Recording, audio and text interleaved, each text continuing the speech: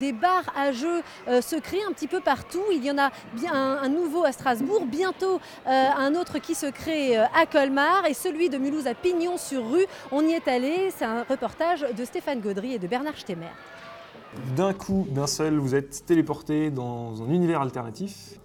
Et donc il va falloir réussir à sortir de cet univers. Un univers alternatif fait de simples cartes illustrées. Pas de gros effets spéciaux, juste le pouvoir de l'imagination pour quitter Mulhouse quelques heures et jouer à se faire peur dans un monde à mi-chemin entre E.T. et un roman de Stephen King. Moi, je vois en fait quelqu'un qui est sur une chaise à bascule sur un balcon ou une terrasse et qui a plus de tête. C'est toujours aussi marrant de se retrouver dans un univers un peu parallèle, qu'on retrouve un peu dans les séries qu'on regarde actuellement, un peu à la mode.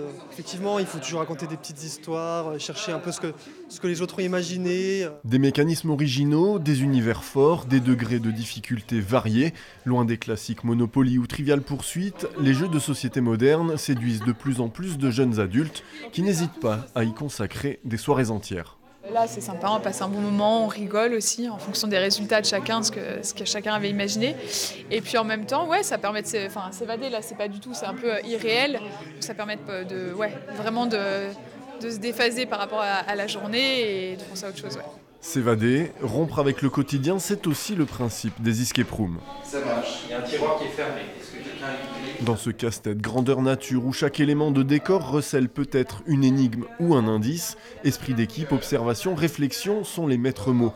En un an, plus de 6000 joueurs sont déjà passés ici pour chercher du fun, s'amuser, avoir un plaisir ludique en fait et pouvoir en même temps réfléchir, développer un peu son esprit ou partir sur des jeux qui sont juste pour s'amuser et rigoler ensemble. Rigoler et réfléchir, passer du temps entre amis ou en famille, une recette simple qui rassemble de plus en plus d'adeptes et nourrit un milieu économique de plus en plus florissant.